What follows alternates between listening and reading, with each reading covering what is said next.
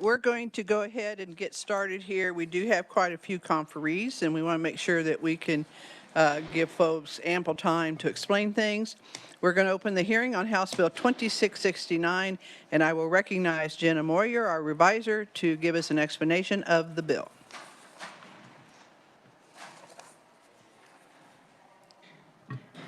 Good afternoon, committee. Thank you, Madam Chair. House Bill 2669 establishes the Mental Health Intervention Team Program, or the MHIT program, and it makes 5 new sections of law. The first one is Section 1. It gives you the name of the act as well as terms that are relevant to the bill. Section 2 establishes the Mental Health Intervention Team Program, which I'll be calling MHIT from now on, so I avoid the tongue twisters. And this program is to be a continuation of the MHIT. See, I'm going to mess it up now, even though I said I wasn't going to. The MHIT program, pilot program, first established in the session laws in 2018 and expanded throughout appropriation acts since then. Subsection B sets out the purpose of the MHIT program, and there's about 5 listed there. Subsection C states that the program is to focus on students who have been adjudicated as child in need of care or any other student who is in need of mental health support services. Subsection D gives the Secretary for Aging and Disability Services the responsibility to appoint a MHIT program manager and additional staff as necessary to support the program. Section 3 gives KDADs the authority to oversee and implement the program. And subsection B sets out that each school year a Board of Education can apply for an MHIT program, and each application shall specify the CMHC, the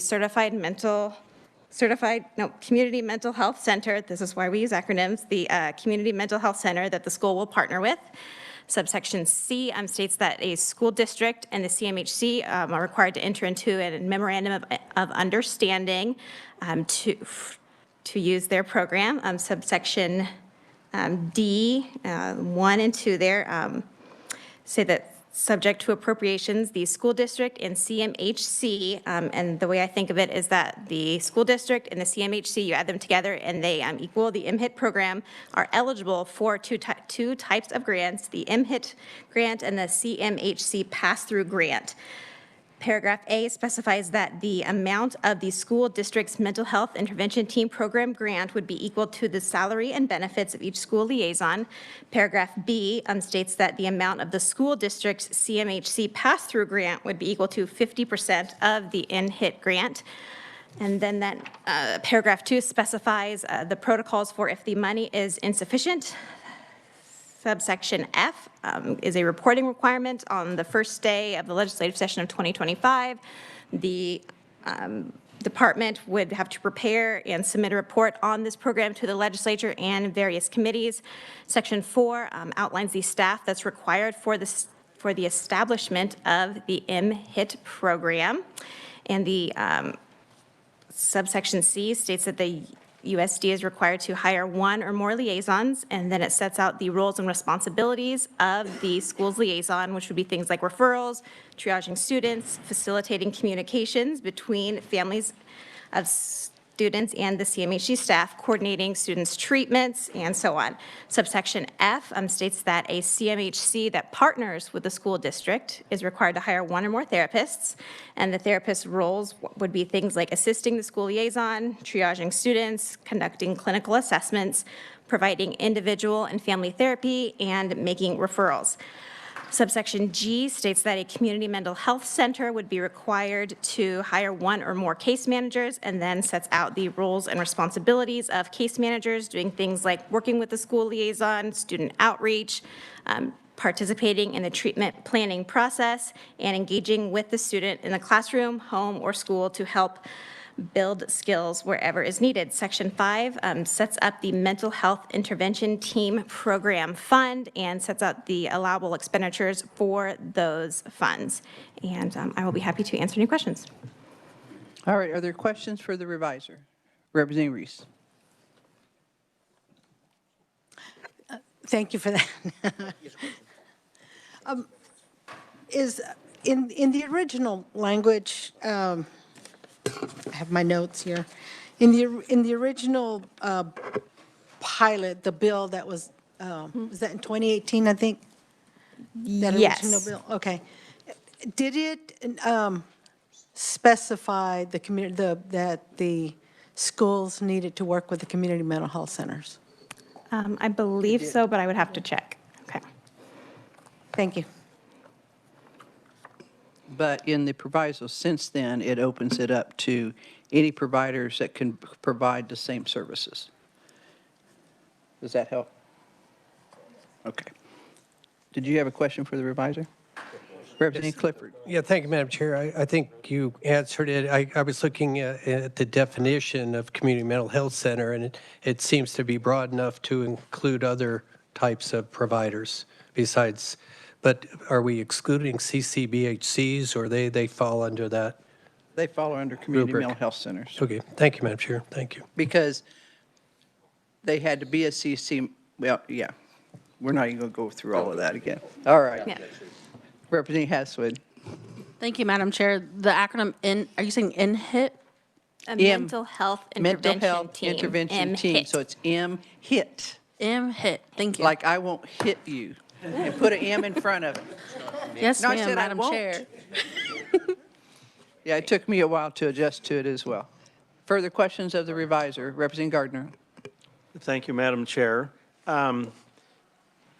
Does this, as written, spell out who owns the medical records on these people and whose responsibility it is to transfer care when these patients, or whenever they're minors, change school districts? Yep. So generally speaking, the patient records would be kept with the provider. In this case, the provider would be the therapist, social worker at the CMHC. If there are school records related to the possible referral or working with the case managers, that would stay with the school. And so the retention of records and the transferring of medical records, that would all be just subject to the regular practices of those licensed professionals. And those are all laid out either in statutes, regs, or their professional conduct rules for the social workers, therapists, counselors.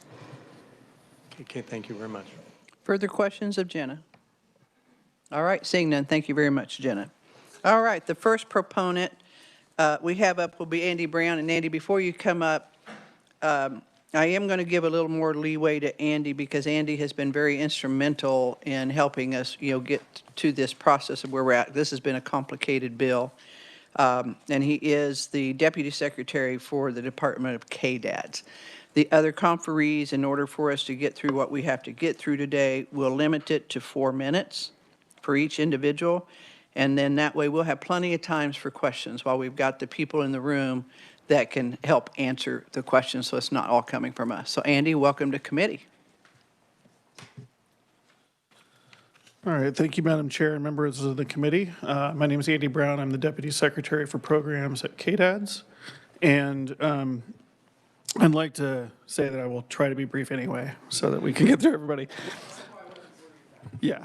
But I am very honored to be here today to talk about this bill. And many, many years ago when I started my career, one of the first opportunities I had to work in mental health was with a school behavioral health program that was run by the CMHC in my hometown of Lawrence.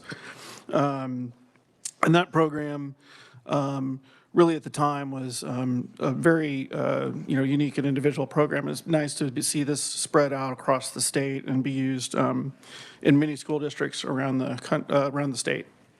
But overall, mental health and the well-being of our students is super important to impact their ability to succeed academically, socially, and emotionally.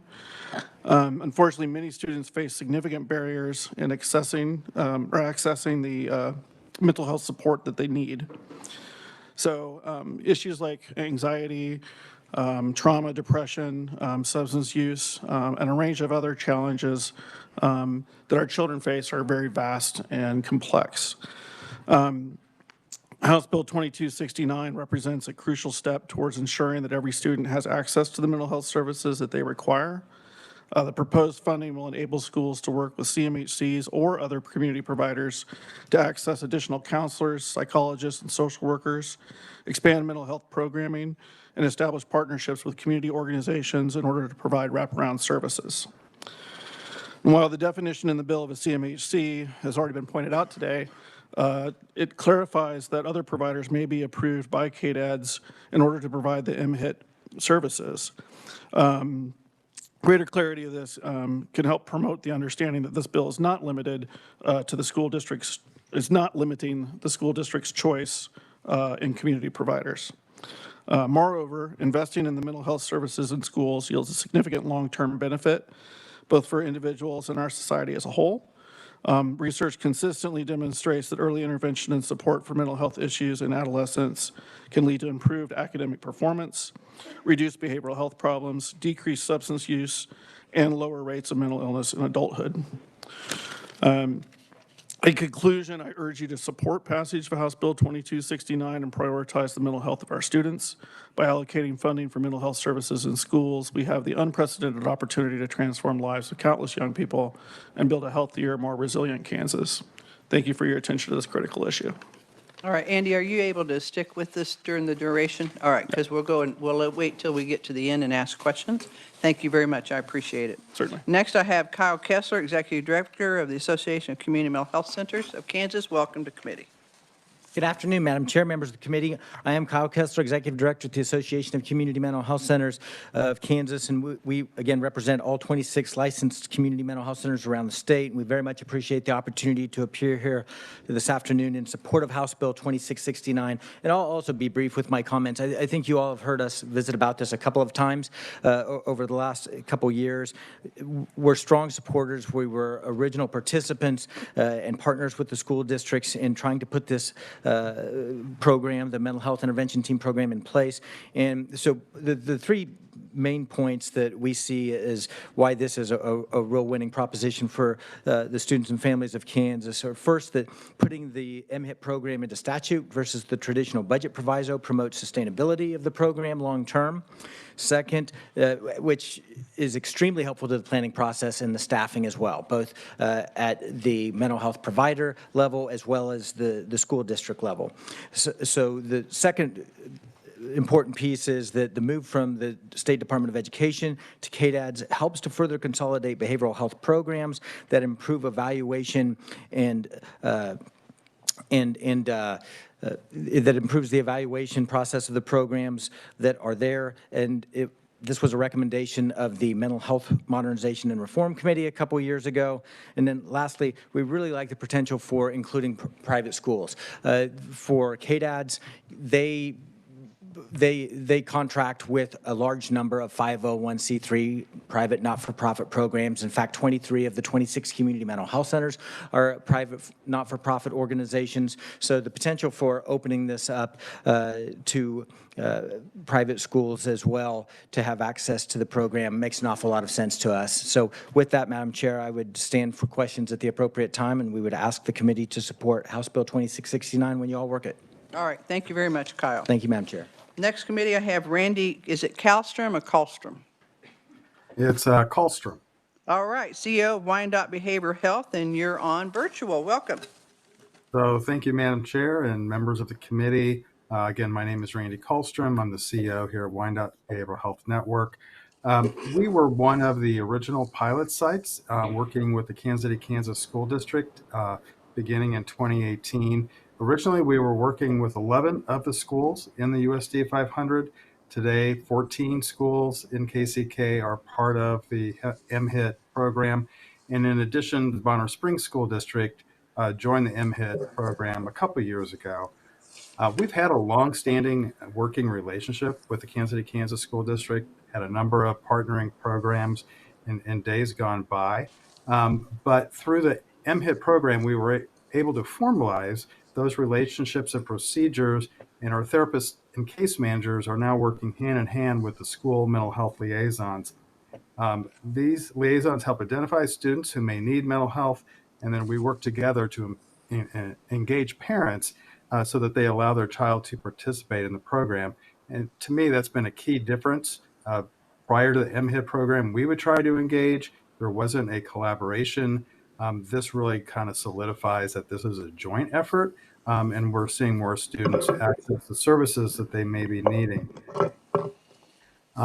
In the Bonner Springs School District, through the process of becoming an MHIT pilot grant location, we were able to identify that they were calling the police, calling 911 anytime a child identified any risk of suicide, including any suicidal statements. So through this program, we were able to develop crisis procedures so that we're now responding in real time and assessing students' risk. And if they are needing a higher level of care, we're able to get them hospitalized when that's necessary. Being school-based, it's also helped break down barriers to access of treatment, including transportation. And then through December of 2023, during this particular school year, in the Kansas City, Kansas School District, we have served 231 students through the MHIT program. Of those, 42% have improved their school attendance, 51% have improved their externalizing or their acting out behaviors, 40% have shown academic improvement, and 43% have improved their internalizing behaviors, including their thoughts of suicide, depression scores, anxiety scores, and those types of things. So the MHIT program is making a difference in students' lives. I've worked with the Kansas City, Kansas School District for a long time, and I remember when funding cuts to the social work staff led to half of the school social work staff being laid off. This funding and putting it into statute will provide some permanency to this program, which assures school-based mental health and school mental health liaisons in the school district will be there year after year. And the need for the help is greater than ever. According to the CDC, since 2011, the youth suicide rates have increased by 60%. And post-COVID, what we're seeing is more and more students dysregulated and in need of help. And I urge you to support 2669. Thank you. Thank you very much, Randy, and we'll come back as we go through our conferees here to allow questions to be asked. Joan Tammany, Executive Director of ComCare of Sedgwick County. Is she virtual or here? Oh, there you are. Okay, I won't make any short jokes today. I was looking, I couldn't see you. Sorry, that's a good thing, maybe. Welcome to committee, Joan. Thank you, and I'm winging it today, so I didn't bring paper. You have my testimony. I, too, like Randy, have been here since the inception of this program in 2018. Today, in Sedgwick County, we are involved in 52 schools and 6 school districts. This is a vital program. I'm a strong proponent and believe wholeheartedly that the youth and the lives we touch is critical. So right now we're serving 900 youth this year, this academic year thus far, over 900 I should say. I think for me, the importance is emphasizing the population that we're serving. So we are serving the individual that comes to us with anxiety and an inability to concentrate in the classroom and the excessive worrying and teaching them coping skills.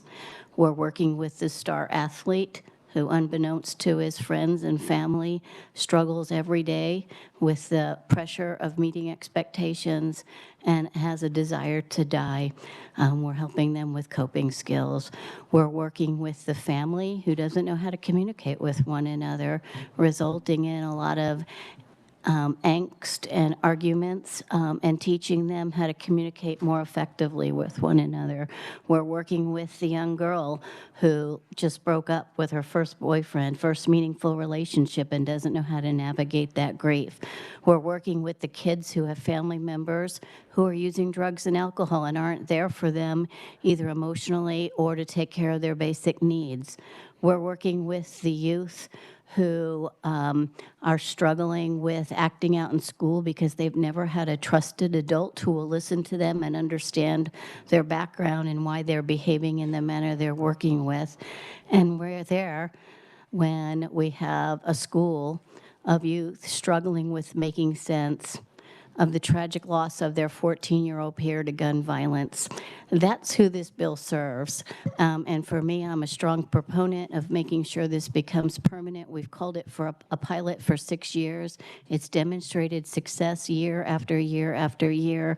And there's a firm commitment by everybody involved that these youth deserve access to services and deserve the opportunity to continue to receive services. So that's my testimony, and I'm here if you have any questions after the fact. Thank you, Joan. We'll have you stick around in case there are questions after we get through all the proponents. Thank you. Next to the mic, we'll call Jenny Watson, School and Outreach Services Director, Family Service and Guidance Center.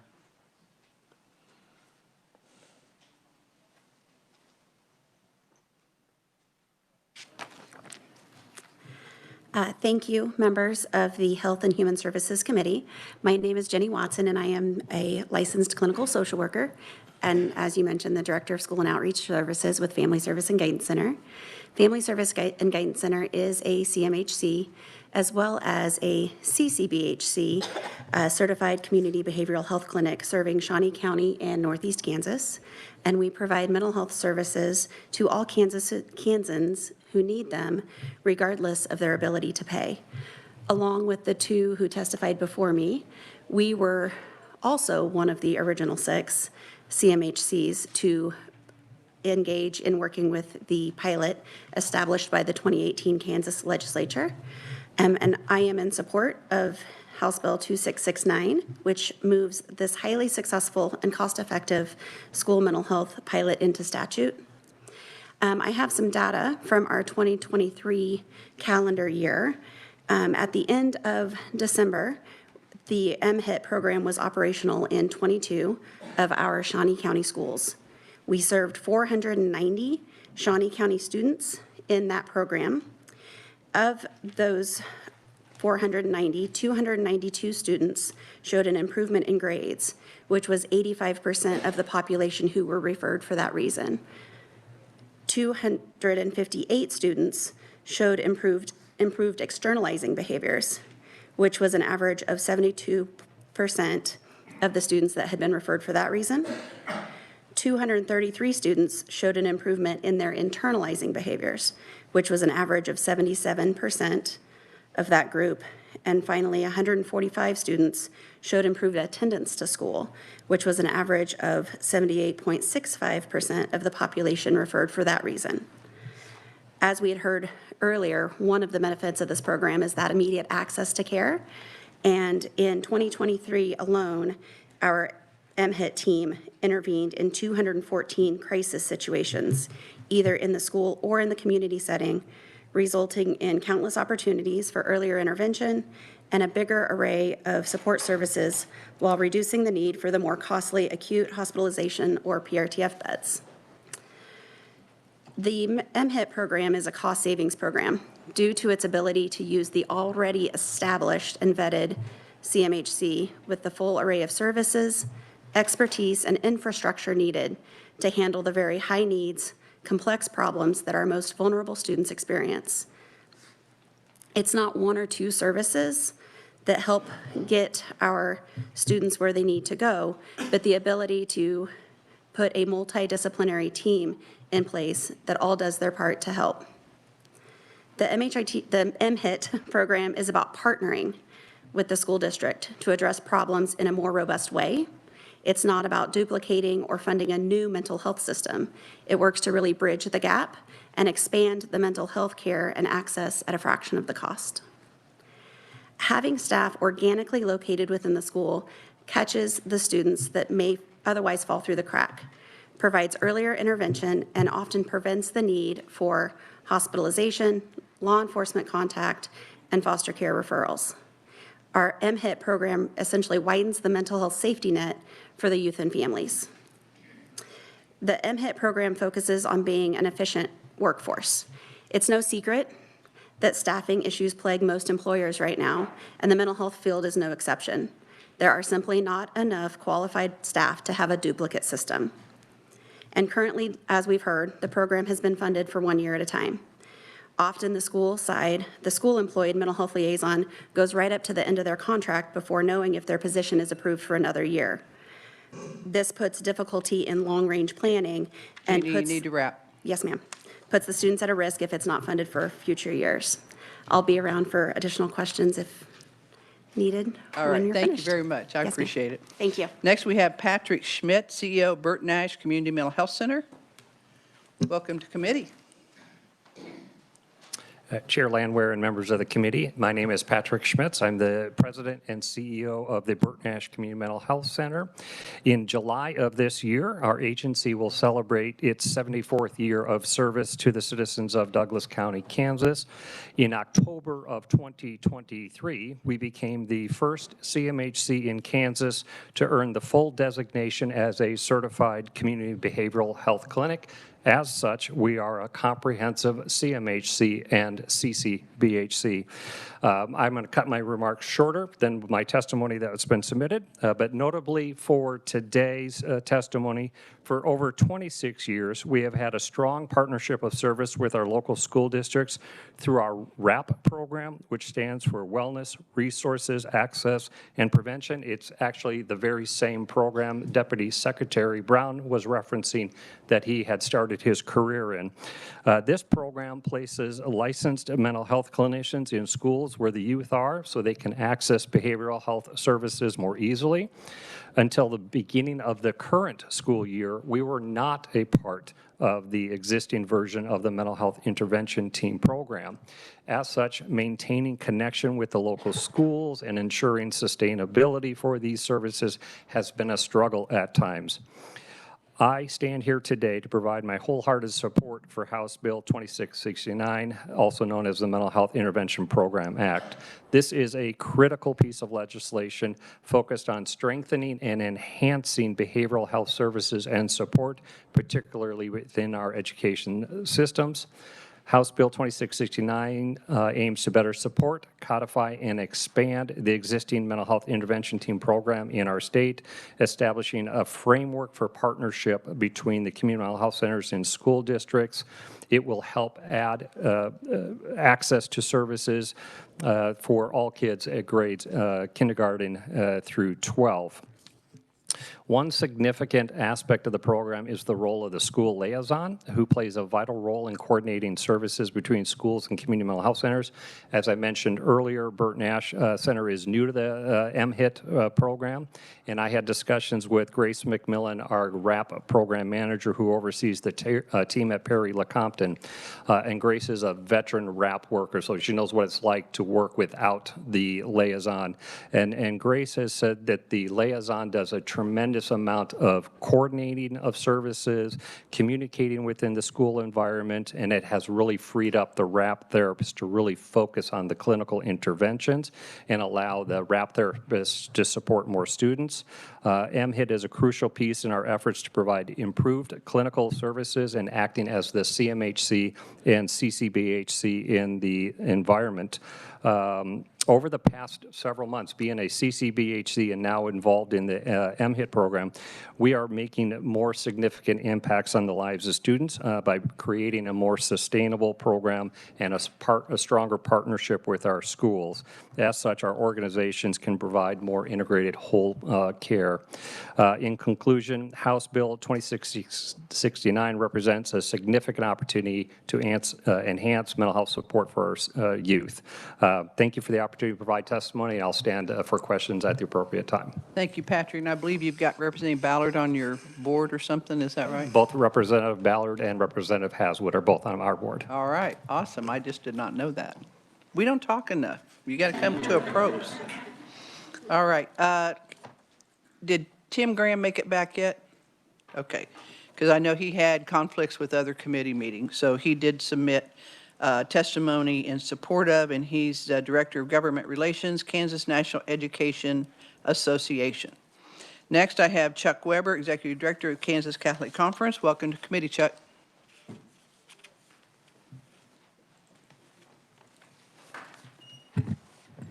Good afternoon. Thank you, Madam Chair, members of the committee. It's a privilege to speak to you. I'll try and keep my remarks brief. a number of months ago, had some school people approach me and talked about the mental health crisis that they were experiencing in their Catholic schools and actually other non-public schools. And when I was in the legislature, it was just a short period of time, but immediately mental health became one of my priorities. And so I was asked to help with this, and I said yes, enthusiastically. So you're going to hear following me from an administrator, but also a parent and a social worker who's on the ground dealing with these issues that you just heard about a little bit from Joan and from some other folks. It's a real issue for everybody across the state. I know as a legislator, you get a lot of written testimony, and there's a lot of written testimony in your packets. Please take some time over the weekend. I know we're at the end of the week now, but please, you have testimony there from four corners of Kansas about on the ground, about what's happening and why this program is so important to institute for all Kansas kids. So I just would like to urge you to do that, and also would urge your support for 2669, and I would be here also to answer questions at the appropriate time. All right, thank you, Chuck, appreciate it. Yep. Next, I have Jamie Finkeldye, Associate Superintendent, Catholic Diocese of Wichita, Kansas. Welcome to committee. Thank you. Thank you, Madam Chair and committee. I am Jamie Finkeldye. I'm the Associate Superintendent for the Catholic Diocese of Wichita. I'm also the president of CARES, which is the Kansas Association of Independent and Religious Schools. So I'm here obviously as a proponent as well. This is a very exciting opportunity for the private schools. In the private schools, we did get COVID money, ESSER money, but particularly ESSER 2 was limited to schools of low-income schools. Not all private schools are eligible for ESSER 2, and most low-income schools use that ESSER money for mental health. It is a growing problem, obviously, in all of our schools, particularly since COVID, whether it's public or private. And in our diocese, we have 10 schools that have over 50% free and reduced lunch. We have 5 schools that have over 80% free and reduced lunch in their schools. Our schools really, truly represent the neighborhoods in which their school is located. So we have very high needs. And again, as Chuck said, you'll hear from some parents and a social worker in those schools. The COVID money is running out, and this is all third party. We cannot be recipients of federal funds. So all of the COVID money was used to bring in third-party counselors, social workers into our schools. This bill represents an opportunity for us to keep those essential workers in our schools, in our neediest schools. And so I am here as a proponent of 2669 and stand ready to answer any questions. All right, thank you very much for being here. Next, I have Don Green. Is it Vade or VAD? Vade. All right, Certified Nurse Assistant, Holy Savior Catholic Academy. And is that out of Wichita or here? Okay, welcome. Thank you. Thank you, Madam Chair. Chair Representative Landwehr, did I say it correctly? Yes. Yeah, okay, and the Human Services Committee. I am not a lawyer or anything of such. I'm a parent.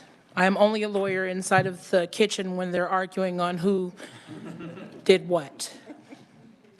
That's how we learn to do that. Absolutely. My kids go to Holy Savior. Well, my son does now. My daughter graduated. During the COVID time, my daughter ended up getting bit by a spider, a brown recluse, and she was in the hospital for a month and a half.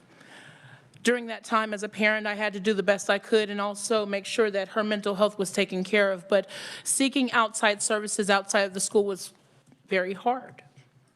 During that time, Holy Savior had incorporated Children's First, where they were able to help out with the mental health of my daughter. My son is 9. He went through seeing a lot of different things during that time. And a lot of our children nowadays, coming from COVID, they don't know how to express themselves anymore. After all, they have been inside of their homes for so long. And us who have not gone through COVID don't know how to exactly tell them what to do because we didn't go through it. I am definitely asking that this stays within our schools. It has helped out so much for parents like myself. I can't pay $10,000 a semester to be able for my kids to go when they're going to one of these schools to be able to have a proper education, smaller classroom settings, the help of Children's First and Holy Savior with mental health. There are certain things as a parent of myself who is working so many hours cannot exactly answer for them. And seeing a familiar face that they see on a daily basis, and they're able to talk to them, and they're able to express themselves, it allows me to be able to feel comfortable and trusting that they're in the right school. I just definitely thank you guys for hearing me out today. As a parent, it does mean so much to me, and so much to all the other parents, to be able to know that not only are our kids taken care of in a good school, but they also have mental health help there. These kids don't know what to do anymore. And as parents, we only know how to be a lawyer in the kitchen. Thank you so much for your time. I appreciate you. Thank you very much. I appreciate it. And I believe, and I don't know, Chuck, if you or maybe Jamie could answer, but we have several kids at Holy Savior that are not Catholic, correct? Yes. It's because, pardon? All right. Holy Savior is 25% Catholic, 75% non-Catholic. Yeah, because it has kept going, went through multi-million-dollar renovation, looks absolutely beautiful because it wanted to support the community, because the community stepped forward and said, we want this school, so. Almost all 75% of them come from the neighborhood. Right. Within walking distance of Right. the school. Because a lot of people think that, well, every one of the schools are created equal, and they're not. And I believe, 90% free and reduced lunch, something like that? Holy Savior has 85% free 85. lunch. All right, thank you.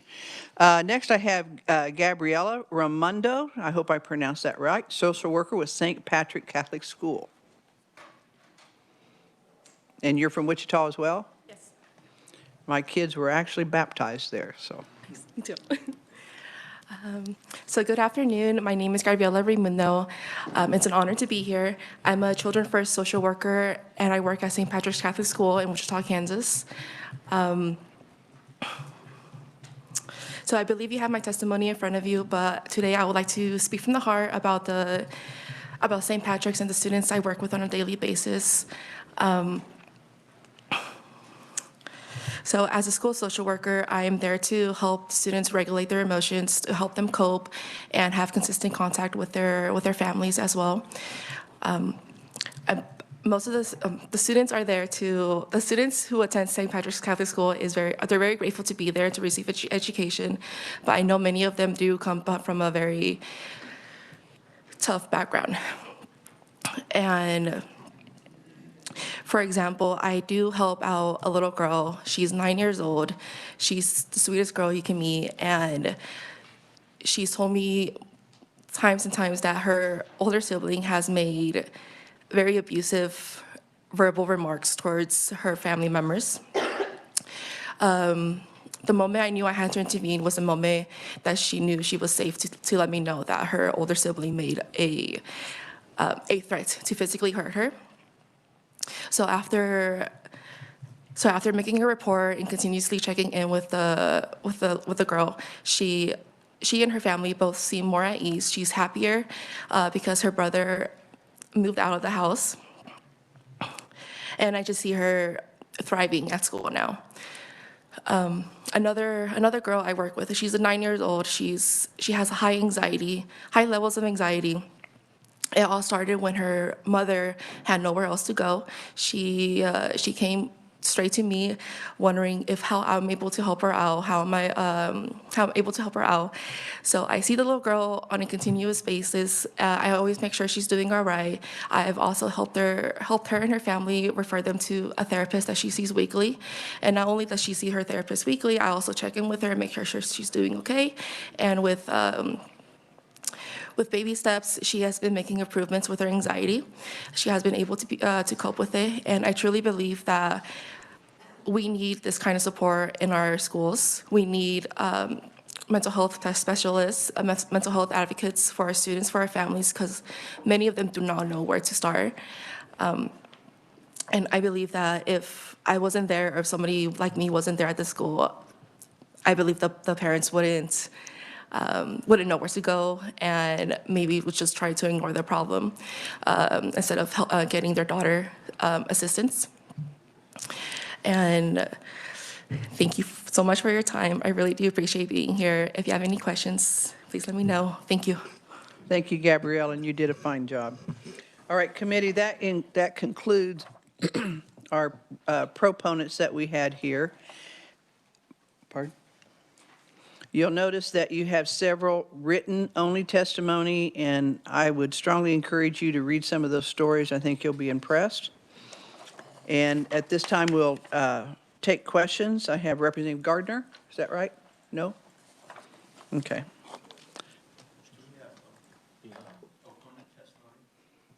Yeah, but I'm going to take the questions of the proponents. Are we going to hear the opponent? Oh, yeah. Okay, thank you. Oh, I'll yeah. wait. Everybody that's on my list, yes. Representative Clifford.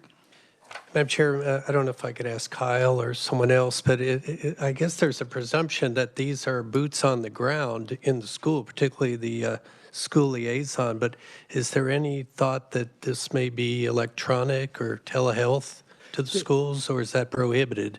No, I think that there is some of that in Western Kansas particularly, as you might anticipate, Dr. Representative. And so I think for us, and I would probably defer to any of our other conferees, but for us, especially during COVID with youth, it became really, really important. And some of the liaisons would even tell stories about, checking, and going to a kid's lawns to see how they were doing and just being outside the house to see if they were still able to, and I think some of our therapists and case managers did the same thing. And really, at its core, this program is a behavioral health program that happens to take place at schools and with partnerships with schools versus it being an educational program that takes place with behavioral health providers. And maybe if Andy's still in the room, I could, and I appreciate what you're saying. I mean, I remember we were taking hotspots out to homes or trailers so kids could do homework and stay in touch. But Andy, is the intention of this to be boots on the ground, particularly the liaison, or we get our resources where we can? Yeah, so the liaison role itself is a position that would be at the school district and in the school buildings, working with the schools. The therapists and the social workers and the staff that the CMHCs or the other providers will dedicate to providing the services, those will come from outside the school. Thank you. Thank you, Madam Chair. And I think Representative Clifford is that Sue with the CMHC. Where are you at, Sue? Don't be hiding from me. You're taller than that.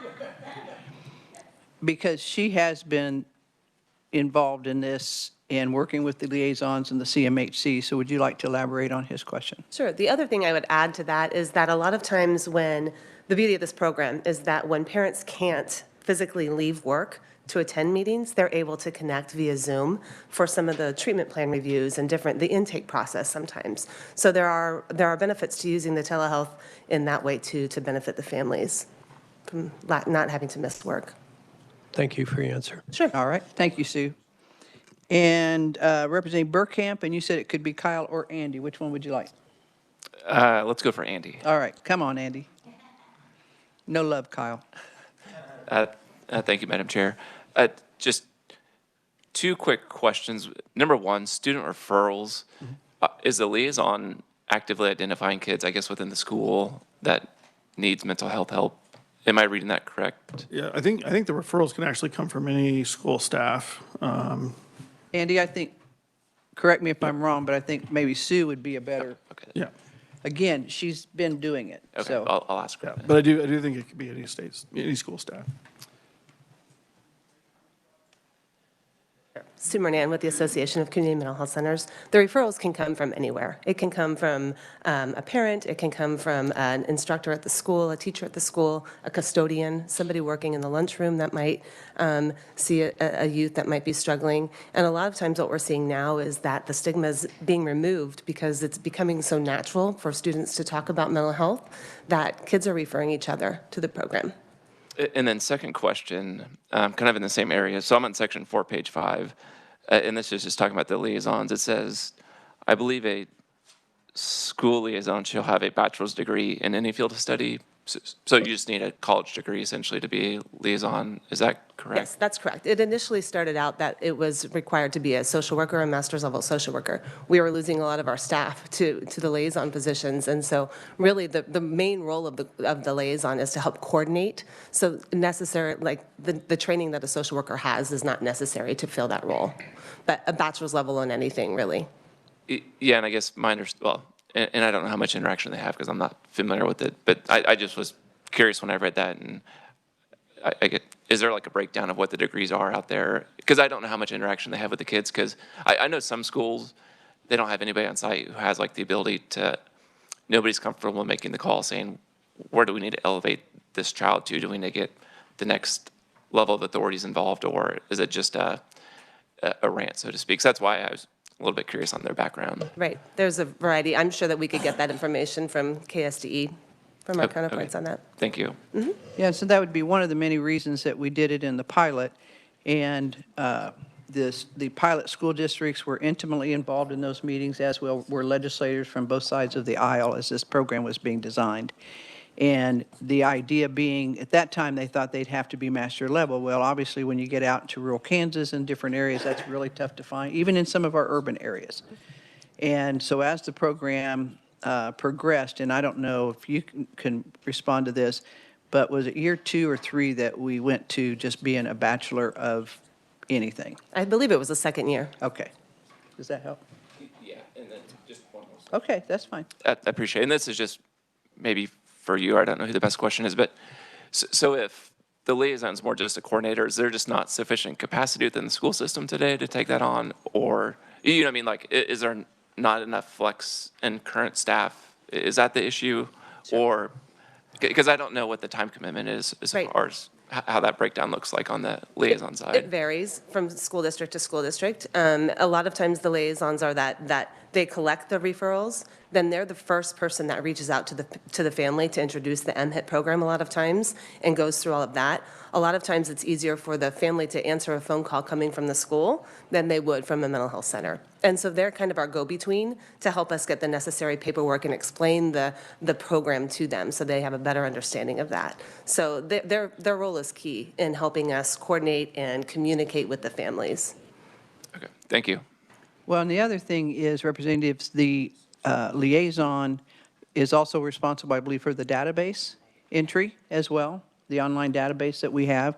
And that liaison is not allowed to do other functions within the school. So they can't go do recess, they can't go do lunch. This is their job, is to be on top of these kids and the program and making sure that we have real-time data to track these kids.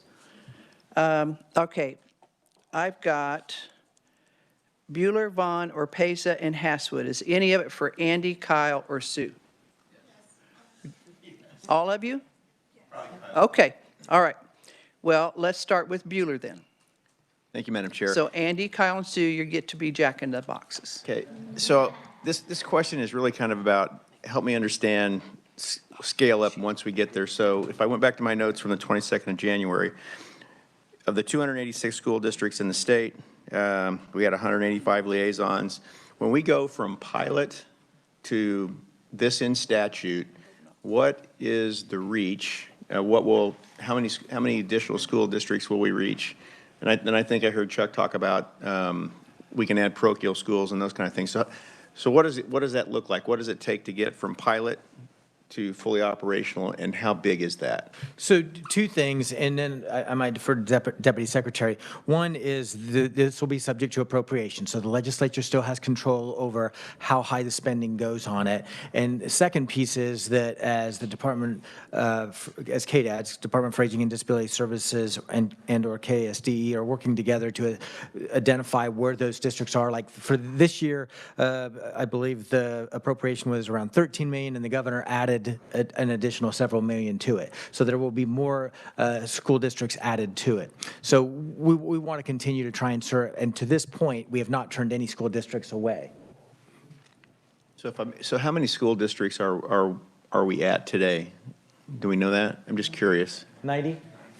90 of the 286? Okay. Correct. All right. Thank you, Madam Chair.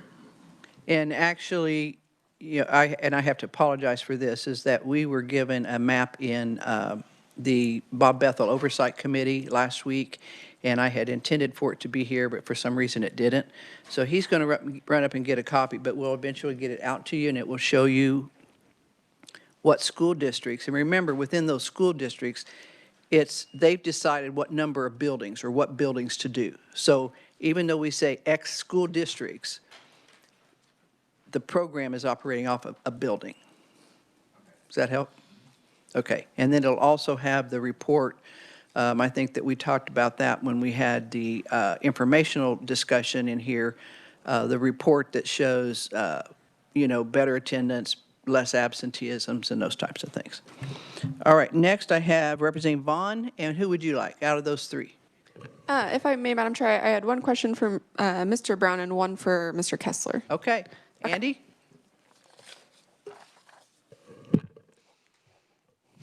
Hey, Mr. Brown.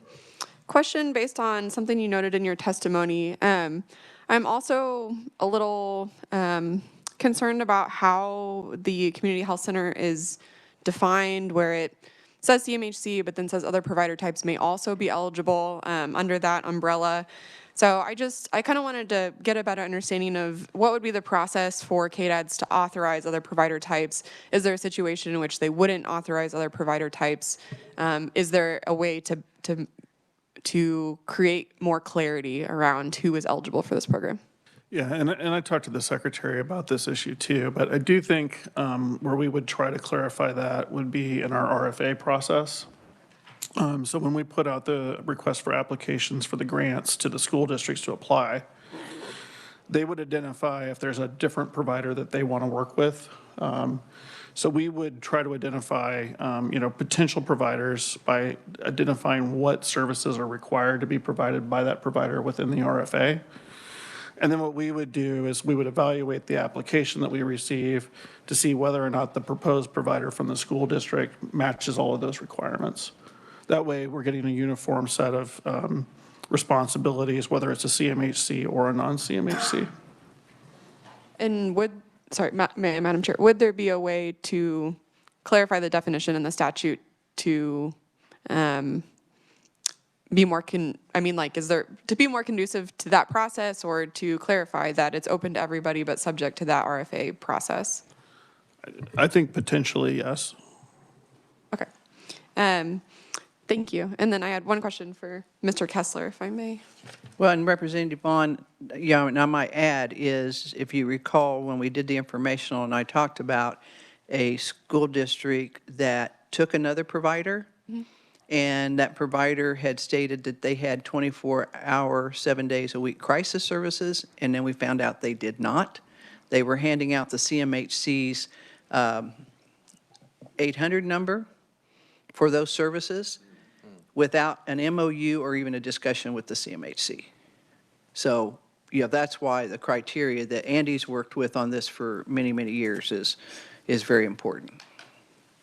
Okay, Kyle. Hi, Kyle. Mr. Kessler, nice to see you again. Sure. My second question kind of goes along with that. And more specifically, it's relating to the oversight of the program. I'm, reading through the bill, I'm noticing that, while other provider types may be included in the community mental health umbrella, there are certain provisions of the bill that specifically apply to the Kansas Association of Mental Health Providers of Kansas, or specifically CMHCs. And two of those instances are in the administration of the program. So I guess I'm wondering and maybe a little bit concerned about the fact that CMHCs specifically are required to be part of the application review process, even though they would also be eligible for those applications. Or to clarify, they would be on the process reviewing the applications for the grants, but they would also be eligible for the grants. So does that set up a potential conflict of interest that prioritizes CMHCs over other provider types? I don't think anyone who's ever sat in our contract negotiations with the state would say that we were at any advantage at all. So, I mean, so I think that that's something, whether it's KDADS and KSDE or however that looks, part of it is just looking at the overall whole system and us having under, especially Chapter 39 in state statute, as well as our designated partnerships with county governments. We've got a lot of government in our life. And so I think this allows us the opportunity to be at the table to look at what those resources look like statewide, and without, I mean, if it ends up being somebody else is a better partner or it works better, whether through contract, subcontract, however that looks, I think that we've been at the table a lot of times where we have not seen any turf occur. And in fact, this program itself, the first year of this pilot was probably the only year that I thought this really fits best with the CMHCs. And then I think the next year after that, I backed away from that, and other people said, yeah, we still want to keep it with the CMHCs. And since then, I don't think I've been on record ever saying that other folks should not be able to participate. Okay. And on that note, for the application review committee, it says that the CMHC and the Board of Ed shall be part of it, but it's not my understanding that it would limit it to them necessarily, unless I'm misunderstanding. Yeah, I don't have any opinion on that. Okay. I might ask for clarification, but yeah, that's helpful. Thank you. Well, and if I recall correctly, and Andy, you can correct me if I'm wrong, is I think KDADS has the ultimate decision on the providers. Is that correct, Andy? Yeah, I believe the way the bill reads is that KDADS gets the decision on whether or not a provider meets the requirements. Yeah, so even though Representative Vaughn, the CMHC is involved in this, as KSDE is in other places, KDADS is the ultimate decision, not the CMHC. All right, next I've got Representative Orpeza. Who would you like? Thank you, Madam Chair. Mr. Brown. Thank you. So as I review the application process, and I know to this point I'm new, obviously, first term, with the MHITS program before, we've never turned a school away. How can we ensure that once we kind of open this up also to parochial schools, that we'll be able to cover all the children's needs for mental health? Yeah, well, I think there's an intention to go ahead and weight that application process so that schools that have already been participating in the program will be able to continue to participate. And then the extra money that the governor's asked for to be attached to the program would be, that would be what we would use to expand, right? So we'll see how those applications come in, but I think our intention is to try to give schools that are already participating, a few extra points on their weighted evaluation for the grant. So, Madam Chair, if I may, so no guaranteed funding going forward for the MHITs that are already established? Right, yeah, it's still going to be an application process. Okay, application process, extra points for participating early, but no guarantee of going forward. I believe that's correct. Okay, thank you. All right. Next, I have Representative Haswood. Thank you, Madam Chair. Maybe Deputy Secretary Brown, maybe? We'll see. You're just the closest to the mic. But will this bill cause employment issues for current employed school social workers and counselors?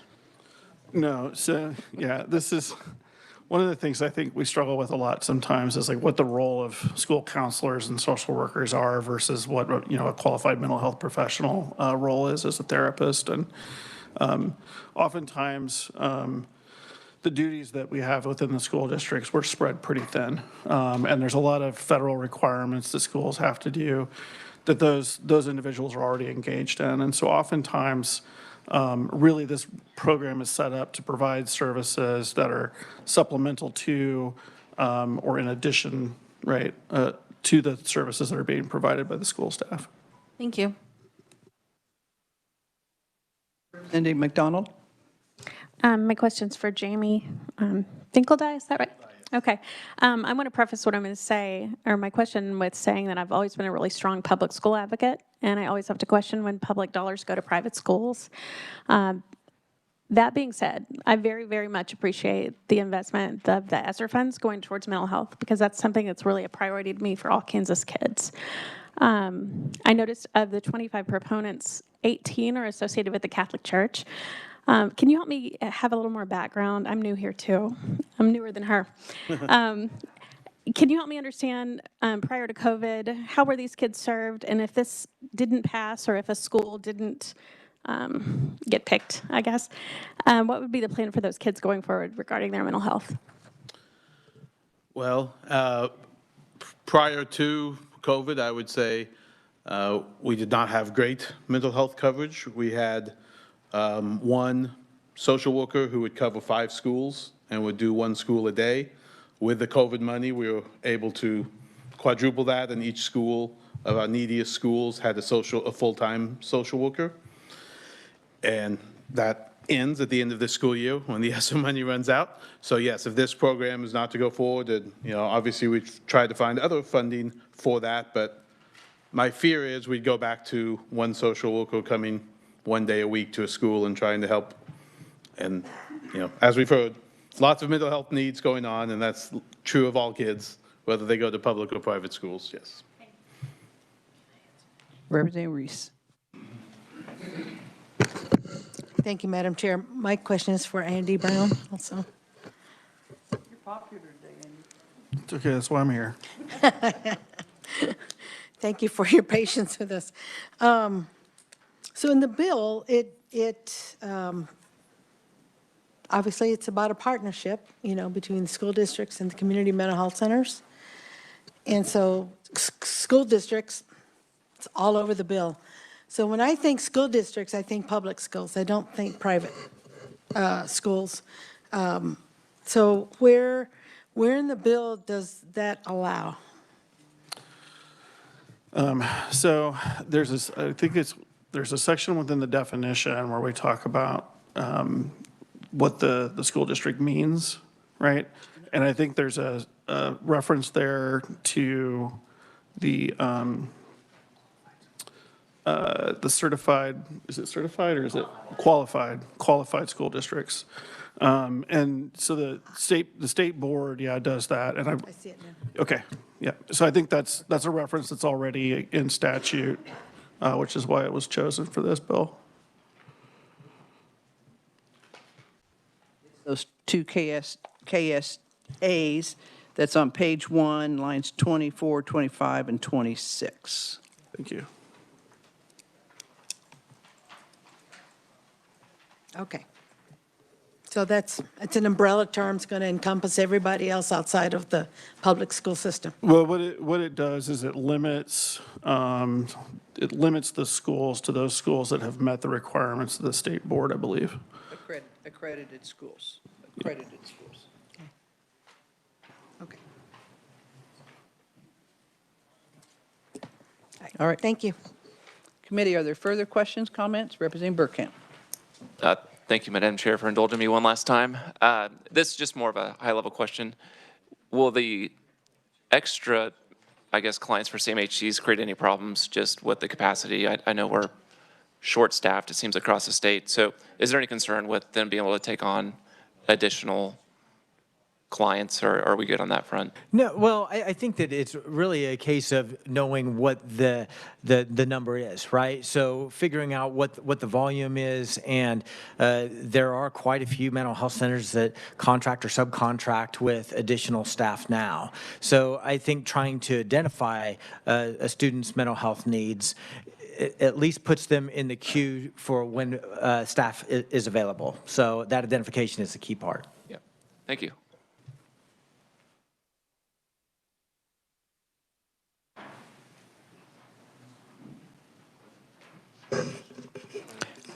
Representative Turner. Thank you, Madam Chair. My question is for Andy Brown. Mr. Brown, I'm sorry about that. So in your testimony, you talk about this funding will enable schools to work with, and then you list a number of providers, and establish partnerships with community organizations to provide wraparound services. Could you tell me what you mean by wraparound services? Sure.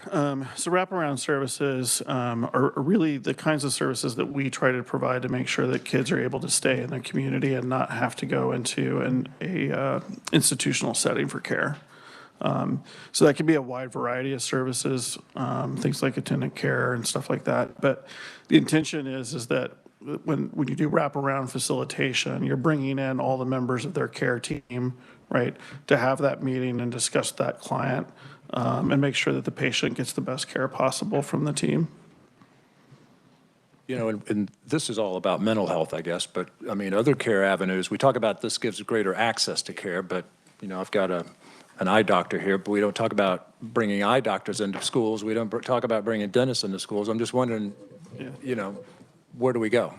Well, So not to be flippant, but we are planning on moving in that direction also. The state received a letter from the CMS directors providing guidance to the state around what's known as SBS or school-based services and how we can expand those services under Medicaid to include a wide variety of primary care and behavioral health. So I do think that we'll be looking at ways we can do that. And I think there's already several partnerships between FQHCs and schools to provide some of those services in the schools. I think we'll continue to see expansion of that here in Kansas. So I think there are going to be opportunities to do that. All right, thank you for your answers. Well, and I think I might add, Representative Turner, is another way to look at the wraparound services is the school buildings that stay open late at night because they've decided that they want to have a conversation with the parent or with the child and the parent, because maybe it's the parent that's needing some services because mom lost her job and that's creating financial problems at home. That's putting stress on the kid, which triggers the behavioral health issues. So then they can come into the school and they can get counseling as well as be directed to where to get help. So when I look at it a little bit different, Andy's not wrong in what he's saying. That's their deal. But when I looked at this program, that's what I considered the wraparound. It can wrap around the entire family. Does that help? Yes, it helps. I guess the lines between schools and all these other things just continue to get blurred to the point it's just one big entity. That's kind of what I wondered by wraparound services. And in his comments, I said, why not bring in dental and then vision? And it sounds like that's where the plan is. So it just continues to be you drop your kids off to go to school and you're dropping them off to a whole lot more. You know, there was a person that said it takes a village sometimes, and but that village is the school now. And I'm just thinking we're taking small incremental steps, but I'm trying to get a vision of where we're going. So thank you. Well, and actually in some of our schools now, we have FQHCs that have buildings that sit on the school property. We have school buildings that have opened up, one or two rooms for the FQHCs to open up clinics. So the FQHCs are already in the schools and have been for many years.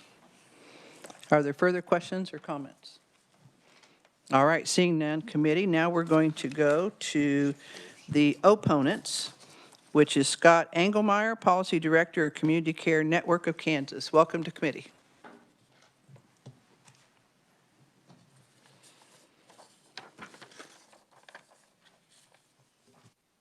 Madam Chair, members of the committee, thank you for this opportunity. I'll say at the outset, it's kind of a weird position to be in, to be testifying in opposition to this, because you've heard about how wonderful and how promising the mental health intervention team program is.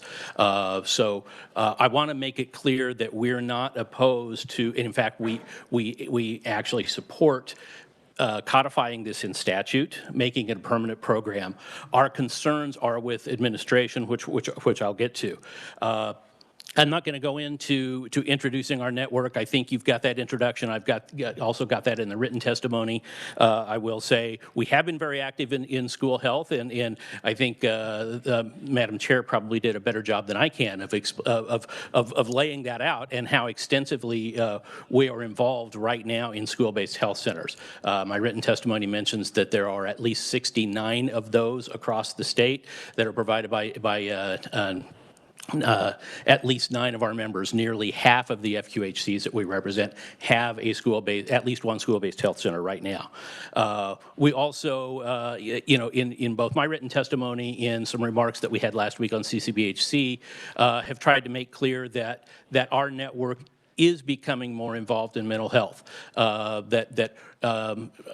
testimony mentions that 20% of the visits to our community health centers involve the provision of some type of behavioral health service now. They may have come in for something else, but we've been able to get into some of the behavioral health issues, especially since so many of those issues interact with physical health.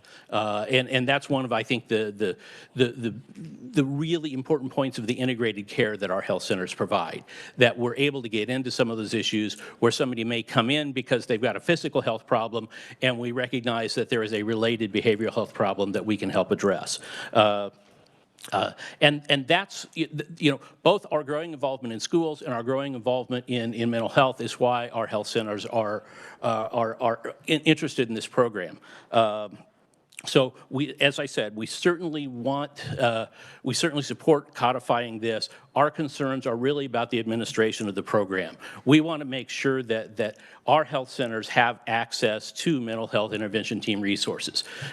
In those 69 schools, in those school districts right now, we have really close, tight relationships with the school districts. And in fact, we've been told by school districts, until last year,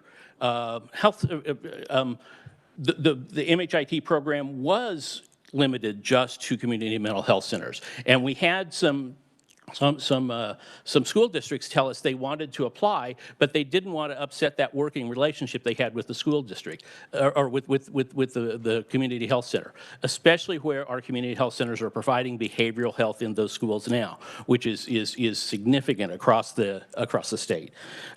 So our concern really is that we want to make sure that the school districts that want to work with our health centers have as much of a shot to get the MHIT funding as those that are working with community mental health centers. And I think we have concerns that this bill, the way it is written right now, sets up almost a privileged relationship with community mental health centers and their network. Certainly the fact that the language of the bill always talks about, even though it may open it up to other organizations, for the purpose of this bill, that organization is called a community mental health center. We already had some questions and some dialogue about the fact that the Association of Community Mental Health Centers is on the review team. There's a requirement that before any funds are awarded to any school district, the Association of Community Mental Health Centers has to be consulted. And then there's a requirement that a community mental health center has to be notified anytime an award is made to to a partnership involving a non-CMHC. I certainly think, given the relationships and the embedded nature that many of our health centers have with the school districts now, I think it's just as important that the FQHC be notified if there's an award that's made in the school district where the FQHC is already working. So, what I really want to say in closing is we don't want to put you in a position, and I hope we're not putting you in a position, where you have to choose between two networks that you like. The fact is, we know the CMHCs are doing good work.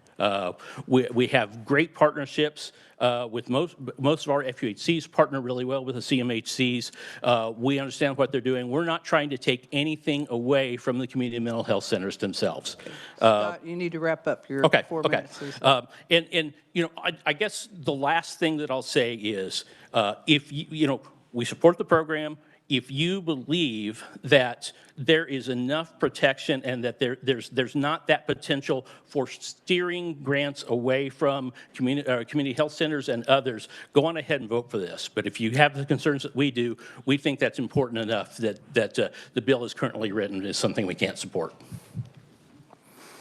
And I will certainly stand for questions as well. Questions from the committee? Representative Clifford? Yes, hi. We met earlier at lunch. We have Genesis in Finney County. They don't provide 24-hour crisis services. Do FQHCs have that capability now, or how do you evolve to that? Actually, in the requirements that HRSA, the Health Resources and Services Administration, holds community health centers to, they have to have the capability to meet 24-hour emergency needs. That can be through a relationship they develop with somebody else. That can be through a on-call service or something like that. But that's actually a requirement that the health centers have to meet right now.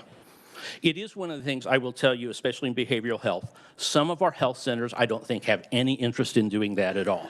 And they're not interested and they probably wouldn't ever be interested in the program. But we do have some that we know are interested. In fact, when it opened up to FQHCs last year, 2 of our FQHCs actually became parts of grants that were awarded. And those are the ones that are willing to embrace that 24-hour requirement. Thank you for your answer. Thank you, Madam Chair. Representative Epley? Yeah. Thank you, Madam Chair. And Scott, thanks for being here for opponent testimony. You're a brave man. And I guess I want to understand the language that points towards your concerns in the bill. I want to understand that better. Okay. I can tell you, I mean, first of all, the fact that there wasn't some other kind of term that was used to describe the partnering organization, that it refers to community mental health centers, I think almost creates that presumption or that idea in people's mind that the community mental health centers have sort of a privileged condition. But there's a requirement in Section 3B1 that says that the Association of Community Mental Health Centers has to be on the review team. You've already heard some talk about that. 3B3 requires that the community that the association be consulted before funds are awarded, before any grant is awarded. And then 3B2 has the requirement that the CMHC that serves a county has to be notified anytime an award is made to an organization or to a partnership that involves an organization other than a community mental health center. But that's one.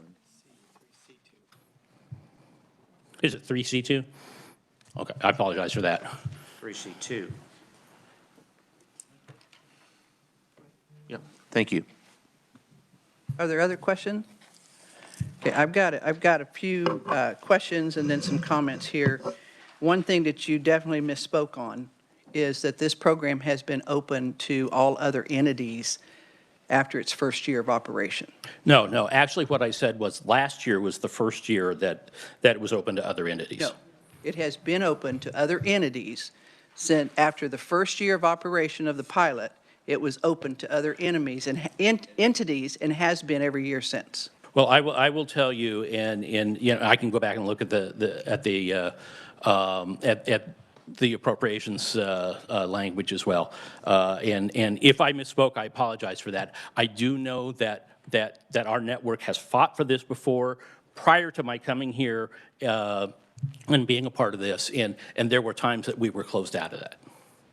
I don't know why you would have been closed out of it, because if a school district decides that they want ABC to provide their services, and as you heard Commissioner Andy Brown speak, that as long as they meet the criteria, and probably one of the most important ones is the 24/7 crisis services, that they get to be it. And we've had schools across the state that have had other entities because that was their preference. Well, I will certainly go back and look at that. And if I misspoke, I apologize, and I will own up to that. Well, but the FQHC Association has been saying this same thing every single year, and they're not taking the time to learn it and get it right.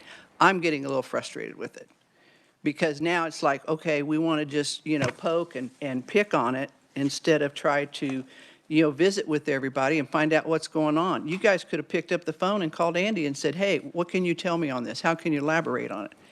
Because if I look at let's see here. Okay, let's look at the first bullet point you have on your issues. Is the reason that the CMHCs are involved in this is that they have been involved in this in the whole design, along with the school districts, that we had 6 school districts. I believe one of them was a co-op. We had 3 urbans, 3 rural. God, I can't even talk today. We met with superintendents, we met with their lobbyists, we met with their counselors, et cetera, and the CMHCs were intimately involved in helping to design this entire program.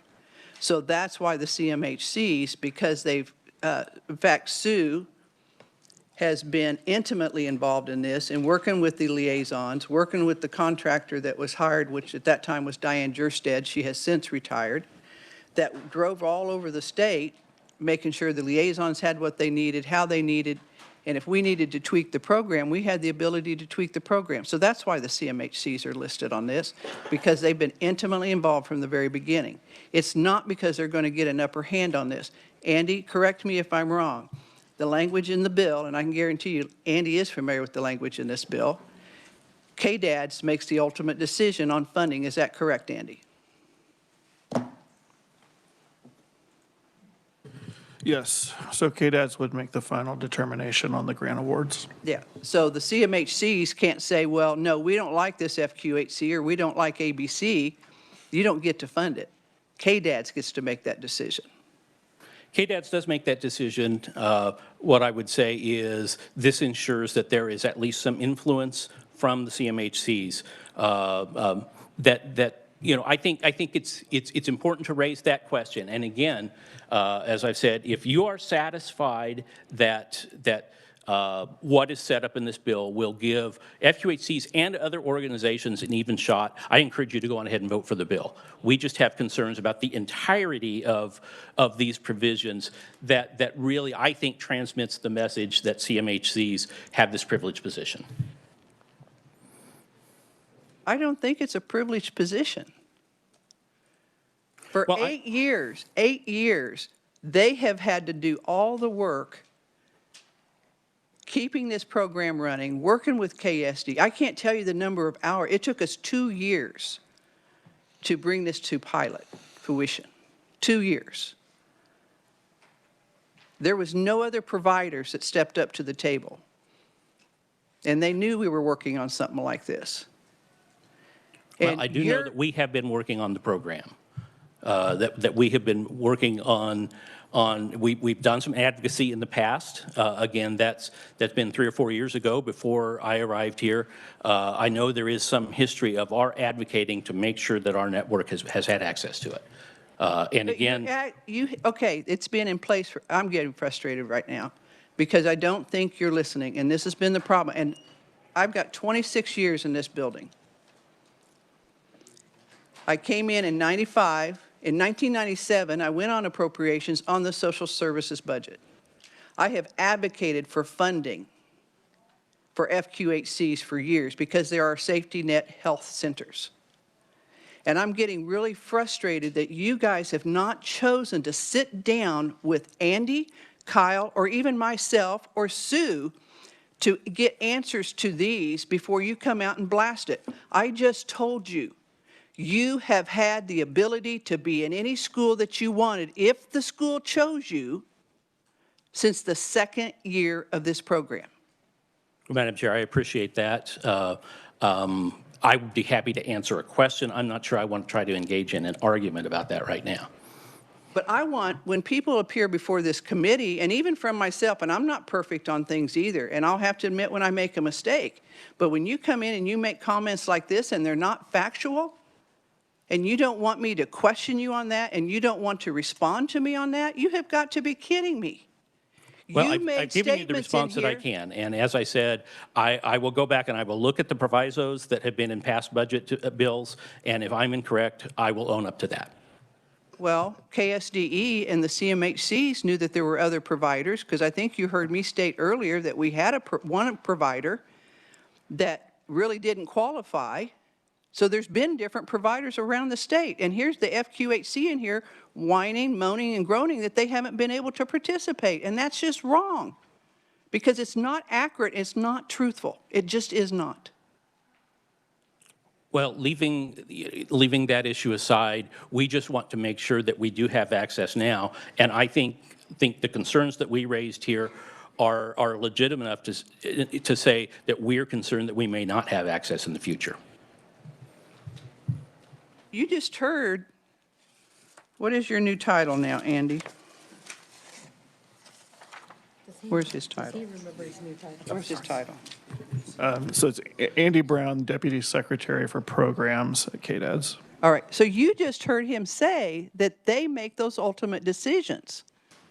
So why are you disputing the Deputy Director? Or maybe I messed up your title again, Andy, I'm sorry.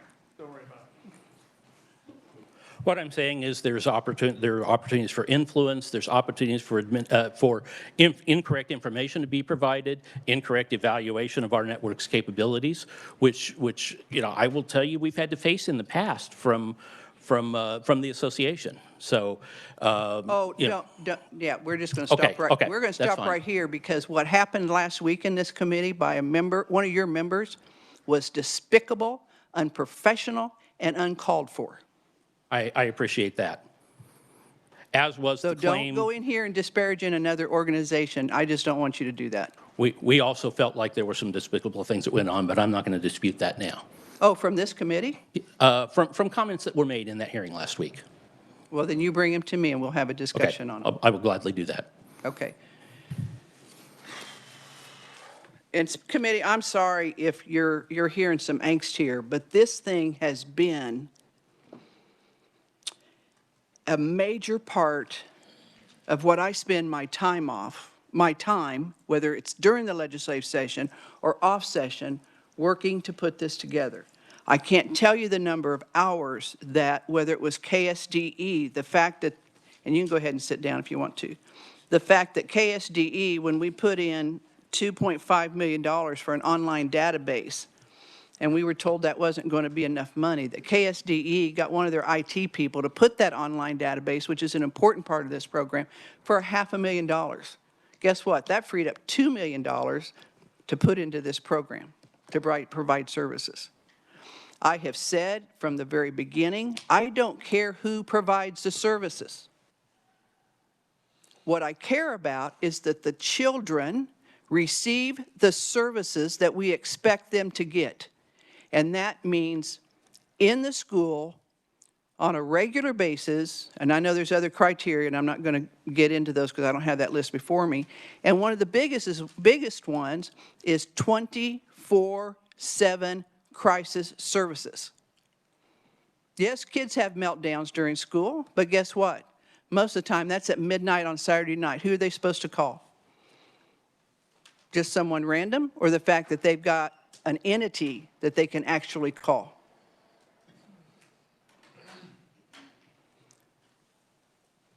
So for anyone that thinks that we're trying to create privilege for one entity, and I can guarantee you that Secretary Howard would not create privilege for one entity in a program that she's asking to take on. And I've worked with Secretary Howard since her SRS days.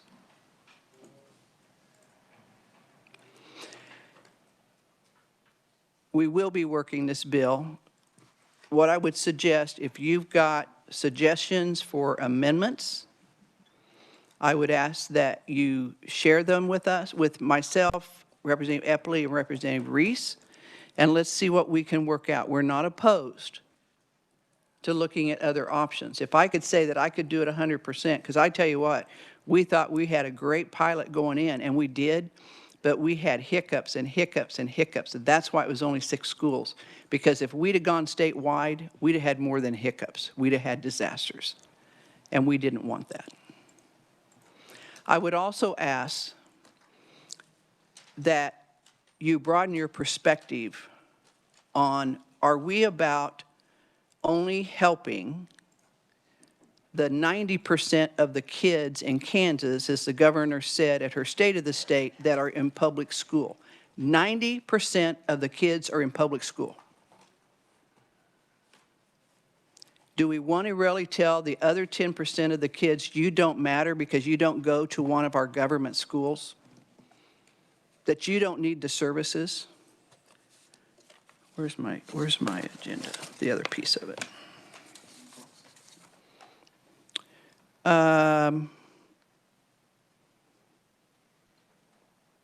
Holy Savior, Don. Okay. Well, I'm sure Gabriella can help with this too. What's the racial makeup of and the poverty level of the kids at St. Patrick's Catholic School? They're predominantly Hispanics. Yeah. primarily Hispanic? primarily, Oh, yeah. Jamie might have that. I'm sorry. St. Patrick, where Gabriella is 97% Hispanic and around 92% free and reduced lunch. All right. Then, Jamie, you would also have the answer to the question. I'm sorry, I just wasn't paying attention to you there, being there. Is Holy Savior is what? Holy Savior is... Racial and free reduced lunch. You said 85% earlier. It's 85% free and reduced lunch. It's 98% non-white, about 80% African American, and the rest either biracial or Hispanic. Okay. Let's see. I think St. Margaret Mary was in my list as well. They're roughly 95% Hispanic and about 83% free and reduced lunch. Thank you very much. So what I'm asking you is to open your mind and don't make this a private public school debate on this. This is about children. We talk all the time, and it's time for people to walk the walk. If we care about the kids that are in poverty, that are struggling, if we care about the kids of different races, and if that only makes up 10%, and I don't know how much in that 10% are private schools versus homeschool, this doesn't deal with homeschools. This deals with accredited schools in the state of Kansas, just like the education tax credit does. It's the same statutes. Think about those kids. Don't think about a number. Don't think about an entity or if it's a private or a public. It's about kids. This program has not only saved lives,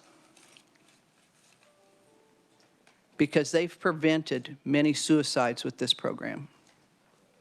This program also saves money. It saves money on the school side because they don't have to try and provide these services while the kids are in the school. They don't have to worry about how far little Johnny or Susie's getting behind because they missed a half of a day so they could go see a therapist somewhere else. It also means that we will hopefully, one of our goals is because we're making these, helping these individuals get better and giving them a path to make sure that they reach out for help, that we don't see them as products of our foster care system, that we don't see them as products of our juvenile justice system, and that we don't see them as products of the Department of Corrections either. And that's the full goal behind all of this. And it's not about what entity gets to provide services or not. You just heard for 7 years this has been open. The governor opened it the second year. And we agreed.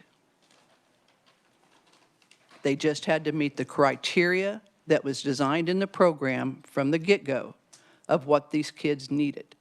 Many of these providers also stay after school. We have school buildings that are staying open till 7 or 8 o'clock at night because parents work during the day. And it's difficult for them to get off work. They may lose wages if they take off work. They don't have to do that. You heard me say earlier in the information hearing that, a small town benefit that I hadn't thought of was the parents show up at the school because they don't want to show up at the mental health center because I don't want to show up because I don't want Emil Berquist to know that I'm going to see a counselor. Because the stigmatism's real and it's big with adults. This here is breaking down that barrier. I've toured a few of these schools, and one of the stories I was told about how a child come into the liaison and said, my friend Johnny needs help. He's in a fetal position. Well, they didn't say fetal, but he's curled up in the bathroom. I don't know what that kid would have done, because this kid happened to be in the program. He knew there was somebody there to help him. Now, we can make sure this program just stays a proviso year after year after year with no hard guidelines, or we can work together and figure out how to pass this bill this year and put it in statute so that our school districts out there are not wondering from one year to the next if their liaison is still going to be able to work for them, because that liaison's position is subject to this funding. Sue, how many liaisons do you know off the top of your head?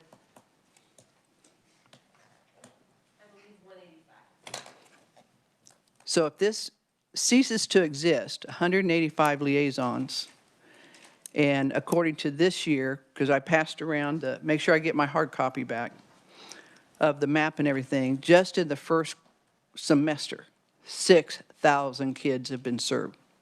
They won't have these services anymore.